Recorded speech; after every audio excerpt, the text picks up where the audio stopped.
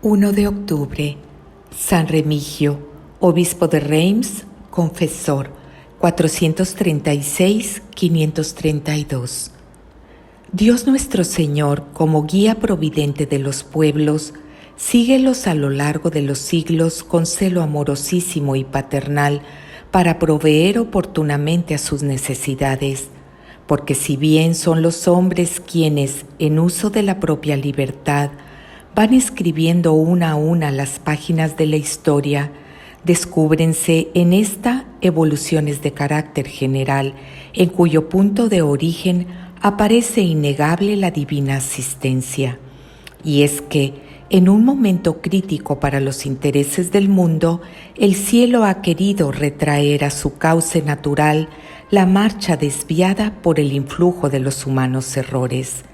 Pero no rompe Dios nuestra libertad, limítase a poner a nuestro lado algún lazarillo a fin de que, percatados de nuestro extravío y falsa orientación, podamos seguir los rumbos salvadores en pos de Él. Son incontables los casos en que pudiéramos comprobarlo, y bastaría reducir tales movimientos a su fuente inicial para encontrarnos con el conductor inspirado, que es, a veces, una figura de mínima apariencia histórica y otras, en cambio, un personaje de primera magnitud. Un ejemplo típico de ello lo tenemos en San Remigio, obispo de Reims. Nacido para grandes cosas, Remigio, descendiente de muy noble y antiguo linaje, nació en Laon, ciudad del país de los suezones, en las Galias, allá por los años de 436.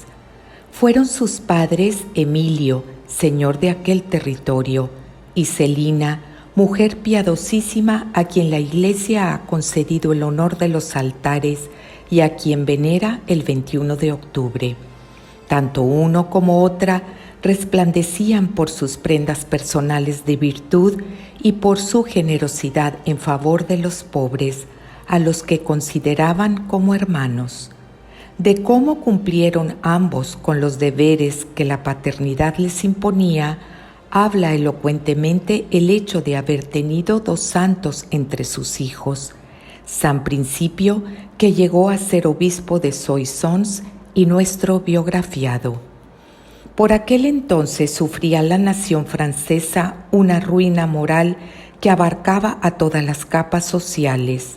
No había desorden que no apareciera justificado, y aun entre los que, por su carácter o dignidad, debieran ser espejo de costumbres y pureza de vida, aceptábanse los escándalos como necesidades de la época o en categoría de males menores.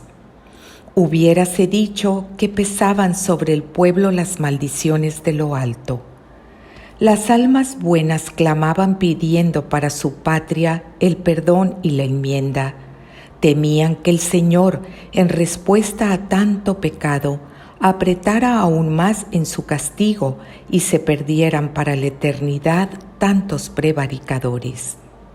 Entre los que con ardiente caridad importunaban al cielo estaba Montano, solitario fervorosísimo, cuya vida era un ejemplo para la región y un vivo reproche para la perversidad o indiferencia de muchos. Dolíase el santo penitente de aquel abandono en que el Señor parecía haber dejado a los hombres, e imploraba suplicante las misericordias divinas. Orando estaba cierta noche cuando tuvo una revelación que le llenó de consuelo. Dios nuestro Señor le indicaba claramente que pronto vendría al mundo el que traía la misión de paz y salvación para el pueblo galo, y cuál era el hogar honrado con aquel hijo de bendición. Gozoso San Montano por aquella nueva, corrió a comunicar a Celina que ella sería la madre de aquel vástago glorioso. Aunque de momento no quiso ella creer posible tanta felicidad por ser casi ancianos ambos consortes, rindióse al fin a la palabra del fidedigno mensajero y preparóse a esperar el cumplimiento de los planes divinos.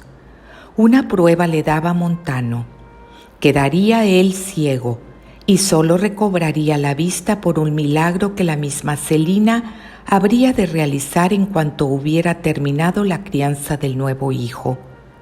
Todo se cumplió exactamente, y los padres de Remigio comprendieron que el cielo tenía grandes designios para la criatura. Obispo a los 22 años. No tardaron en revelarse en el niño prendas de su futura santidad. La dulzura de su carácter, decididamente inclinado hacia cuanto significara amor al prójimo, y el extraordinario apego con que se daba a los ejercicios de virtud, hicieron que se le admirase ya casi desde la cuna. Sus felices padres, deseosos de corresponder al honor que el Señor les hiciera, pusieron de su parte todos los medios a fin de favorecer en Remigio el desarrollo de la rica espiritualidad con que su corazón se manifestaba. Gracias a esta providencia, pudo el niño crecer rápidamente y sin estorbos en virtud y en santidad. Completaron su propia obra proporcionándole buenos maestros y, como el discípulo fuera de por sí aficionado a las letras y al recogimiento, aprovechó grandemente en los estudios, de manera especial en las lecciones de los libros santos, de los que sacaba razones y fuerzas para afirmarse más y más en sus propósitos de lograr la perfección. Ya por entonces había empezado a cundir la fama de los grandes méritos de Remigio, y como su categoría social y las gracias de su juventud concurrieran para crear en torno suyo un ambiente de admiración que no le agradaba, decidió cortar con semejante peligro y huyó a una apartada soledad. Permaneció en ella entregado al ejercicio de la presencia de Dios y a penitencia rigurosísima hasta que cumplió los 22 años. Era el 458. Había muerto Venado, arzobispo de Reims, y todos, clero y pueblo, cual si se hubieran convenido, aclamaron para sucederle al joven Anacoreta. Alborotóse Remigio a tales noticias y se negó desde luego a aceptar el cargo. Insistieron aquellos en su decisión sin hacer caso de las razones alegadas por el elegido, que pretendía ser excesivamente mozo y de poca ciencia. Como no le valieran tales pretextos, acogióse a los cánones, los cuales exigían para la consagración episcopal no menos de 30 años. Tampoco quisieron aceptarle tan legítima defensa, por parecerles que la santidad innegable de Remigio supliría con creces la poca edad, y tornaron a pedirle que, para mayor gloria de Dios y bien del pueblo, tomara sobre sí la pesada carga que le ofrecían. En estas discusiones andaban uno y otros, cuando un rayo de divina luz vino a posarse sobre la frente del santo y a iluminarle el rostro, como si el cielo hubiera querido demostrar que también aprobaba la elección. Al ver aquel maravilloso testimonio, hiciéronse aún más clamorosas las instancias. Entendió Remigio que ya no podía oponerse a lo que el mismo Dios parecía refrendar e inclinóse a recibir el inesperado yugo. Obispo según el corazón de Dios. Así pues, fue consagrado obispo cuando corría dicho año de 458. Desde aquel mismo instante ya no pensó Remigio sino en cumplir con infatigable caridad los deberes que su función le imponían, y fue un padre para los menesterosos que acudían a su casa con entera libertad y seguros de hallar en ella excelente acogida. Pastor celosísimo, velaba con exquisita atención por los intereses de su rebaño, sin que hubiera razón ni disculpa alguna que le apartara de su deber.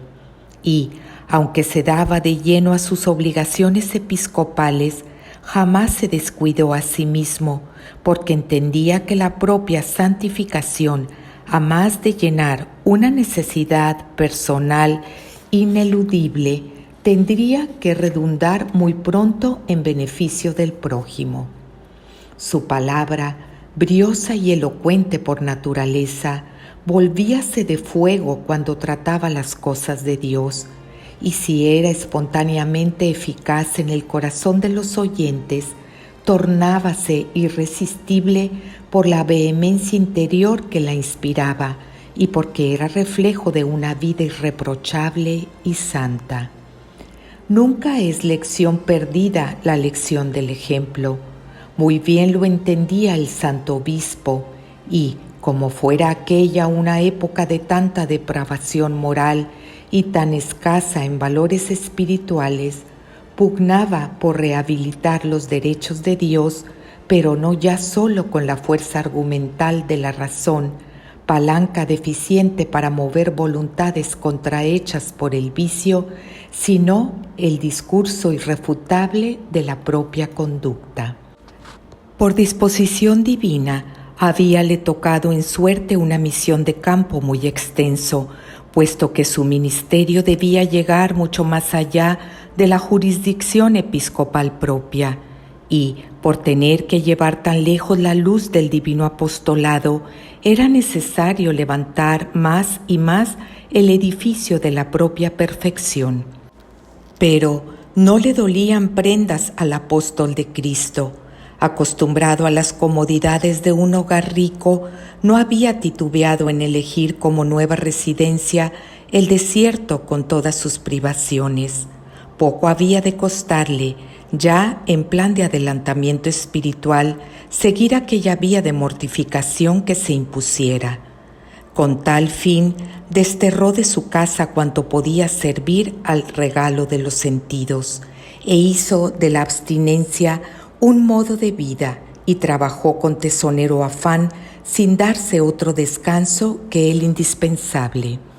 Aún en el trabajo de visitar su vasta diócesis, nunca consintió en descargarse en hombros ajenos. Ni las preocupaciones ni los años fueron capaces de rendir su voluntad en este punto, pues, como buen pastor, juzgaba indispensable el personal conocimiento de su grey para mejorar, orientarla y para proveer atinadamente a sus necesidades. El don de milagros.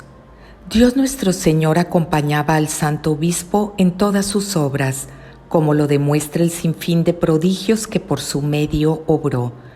No ya algunas, sino muchísimas veces fueron testigos el pueblo y los acompañantes de Remigio de aquella asistencia divina, y se hizo proverbial su fama de taumaturgo hasta el punto de que la gente acudía a él como a seguro remedio, y el siervo de Dios se vio en apurados trances para salvar su humildad sin menoscabo de la caridad que le reclamaba.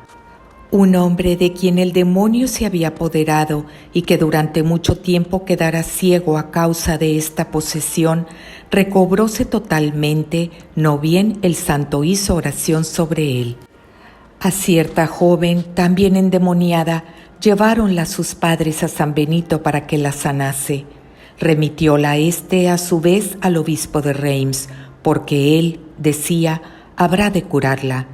No bien leyó Remigio la misiva del santo patriarca, quedó profundamente turbado y, como de ninguna manera quería acceder por juzgarse indigno de alcanzar de Dios tal favor, rogáronle los padres de la posesa con tan vivas instancias que acabó por ponerse en oración y, apenas lo hizo, quedóse ella libre de su atormentador. Pero sucedió que la doncella murió poco después y, ante las lágrimas de los afligidos padres, tornó el santo a implorar al Señor y volvióla a la vida. Habiéndose declarado un gran incendio en Reims, al no hallar los vecinos medio de combatirlo, acudieron a su amado pastor, que andaba por entonces ausente de la ciudad, y suplicáronle viniera a poner remedio. Vino él muy pronto y, después de haber hecho oración en la iglesia de San Nicasio, antecesor suyo en la sede remense, fuese al lugar por donde el incendio avanzaba. Llegado allí, imploró nuevamente el auxilio de lo alto y entróse hacia el fuego.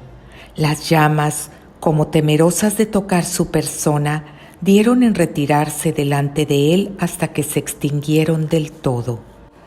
Otro día, como a sus acompañantes les faltara el vino y vinieran a implorarle, compadecióse Remigio de ellos y, lleno de infinita y amable caridad, púsose en oración. Al punto, las cubas que estaban completamente vacías aparecieron colmadas, con no pequeña sorpresa de quienes fueron testigos. Otros muchos prodigios obró el Señor por la mediación de su siervo, y aún después de su muerte siguieron produciéndose abundantes junto a su sepulcro, que así quería demostrar cuán bien eran recibidas en su divino acatamiento las oraciones y súplicas de quien había hecho de su vida un perfecto holocausto en aras de la caridad, y de todas sus acciones un maravilloso ejemplo digno de perpetua recordación. Conversión y bautismo de Clodoveo. El hecho más notable en la vida de Remigio fue la conversión de Clodoveo al cristianismo, y decimos el más notable por las felices y trascendentales consecuencias que de ella se siguieron para la vida de la nación. Clodoveo, rey entonces de los francos, aunque casado con Santa Clotilde, era y vivía como gentil. Su santa esposa, que había trabajado mucho para traerle a la fe, solo había conseguido de él permiso para bautizar a sus hijos. No obstante, sentíase cada vez más inclinado hacia aquella religión, cuyos principios morales tenía repetida ocasión de admirar en la propia casa. El Señor, siempre propicio para las almas noblemente encaminadas, preparaba así los caminos para aquel a quien pronto aceptaría en su iglesia. Las guerras, efecto natural de la evolución que el mundo sufría por aquellos tiempos, ocupaban gran parte de las actividades de Clodoveo. Por los años de 496 vióse frente a los alemanes que habían invadido la Galia. Los primeros encuentros con ellos habíanles sido desastrosos y, cuando el duque de Orleans, su consejero, que era cristiano, le propuso invocar al verdadero Dios, hizo Clodoveo voto de convertirse a nuestra santa religión si el Dios de Clotilde le daba la victoria. Venció y rindió efectivamente a los alemanes, cuyo rey pereció en la batalla. Fiel a su promesa, no bien regresó de su campaña, comenzó a instruirse. Fue su primer maestro San Vedasto, quien luego le remitió a Remigio para que completara aquella preparación y le administrara el bautismo. Para la solemne ceremonia que debía cumplirse en Reims, quiso el santo obispo desplegar extraordinaria pompa. Profetizó luego lo que había de suceder al rey y a sus descendientes y cómo los acompañaría la felicidad si se mantenían fieles a Dios. Durante el acto faltaron los santos óleos. Remigio pidió al Señor proveyese aquella necesidad y luego apareció una paloma blanquísima. Traía en el pico una ampolla con el crisma y púsolo en manos del santo.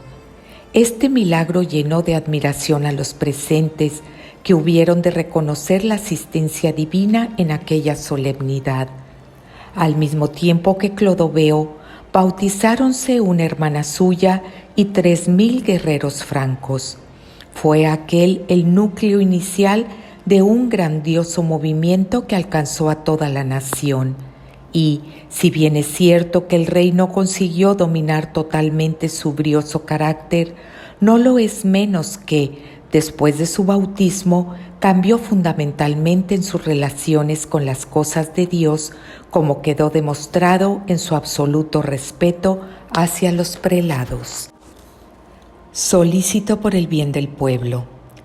La inagotable caridad de Remigio llevábale a atender no solo al bien espiritual de sus fieles, sino aún a aquellos aspectos materiales de la vida que se relacionaban con su bienestar.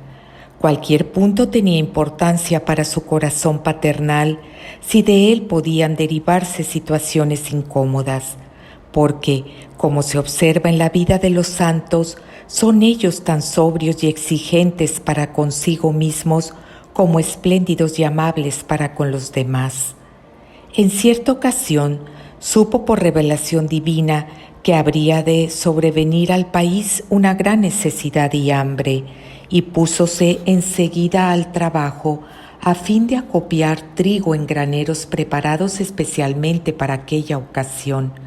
No faltó gente ruin que, ante aquella inusitada actividad, hizo correr el rumor de que el santo, atacado por una repentina codicia, se proponía acumular aquella riqueza para después explotar al pueblo, y, respaldados en tan infame calumnia, aprovecharon una ausencia del celoso pastor para prender fuego a los almacenes. Pronto le llegaron correos con el aviso de semejante desgracia. Como andaba de por medio el interés de sus hijos, corrió a ver si aún podía salvarse algo, pero ya el fuego había alcanzado a todo. No se inmutó por ello, antes acercóse a la inmensa hoguera para calentarse, pues él era anciano y hacía por aquellos días mucho frío, y dijo luego muy sosegadamente: Dios se encargará de castigar a los culpables, porque esto que han quemado se lo quitan a los pobres. Y así sucedió. En efecto, los que participaron en el criminal suceso quedaron en bancarrota, lo mismo que sucedió después con sus hijos. Otros casos hubo en que gente de poca conciencia se apoderó injustamente de los bienes que, para los pobres y para el sustento de sus ministros, iba guardando el santo. En ninguno de ellos se hizo esperar la divina justicia, y así algunos de tales desaprensivos vinieron a quedar en total miseria a poco de cometer su fechoría, y a los que se habían adueñado de tierras o se les volvían estas estériles para el cultivo, o se encargaban los elementos de arrasar las cosechas antes que pudieran aprovecharlas en nada. Todos estos ejemplos con que el Señor autorizaba la misión de Remigio, al mismo tiempo que aureoleaban al santo pontífice, daban eficacia a su labor pastoral y enriquecían su influencia. Jamás quiso aprovecharse de ello para su propia gloria, a la que tan gustosamente había renunciado, y lo volcaba en beneficio directo de cuantos vivían encomendados a su caridad. Su muerte, culto y reliquias. Dios prueba a sus elegidos cual si el dolor fuera piedra del toque para reconocer la verdadera santidad. Era ya Remigio un venerable anciano cuando le sobrevino la ceguera, aquella grave dificultad que él aceptó con ánimo sereno y alegre. No le impidió seguir atendiendo su trabajo en cuanto aquel estado se lo permitía. Como lámpara que se consume hasta el último resplandor, quería él mantenerse en su línea de combate hasta el suspiro final. Volvió, sin embargo, a recobrar la vista, pero el organismo iba debilitándose más y más. Cuando sintió próxima su muerte, despidióse eternísimamente de su pueblo, luego de darle los consejos últimos, y pidió enseguida los sacramentos de la Iglesia. Recibiólos con extraordinaria devoción y, mientras estaba en dulcísimo coloquio con el Señor, voló su alma a la eterna recompensa. Tenía el santo prelado 96 años y había gobernado su diócesis por espacio de 74. Ocurrió su muerte el día 13 de enero de 532. El cuerpo del santo permaneció en un principio en la abadía de los benedictinos, donde recibió el fervoroso homenaje de cuantos le conocieran en vida. De allí lleváronle más tarde a la Catedral de Reims, solemnidad que, por haber coincidido con el 1 de octubre, hizo se fijara en ese día la fiesta del Santo, si bien Reims sigue festejando el 13 de enero. Aún después de su muerte, cuidó San Remigio de su querida diócesis, a la que libró milagrosamente de una peste que venía extendiéndose por el país. Las sagradas reliquias fueron legalmente reconocidas en 1803 y 1824.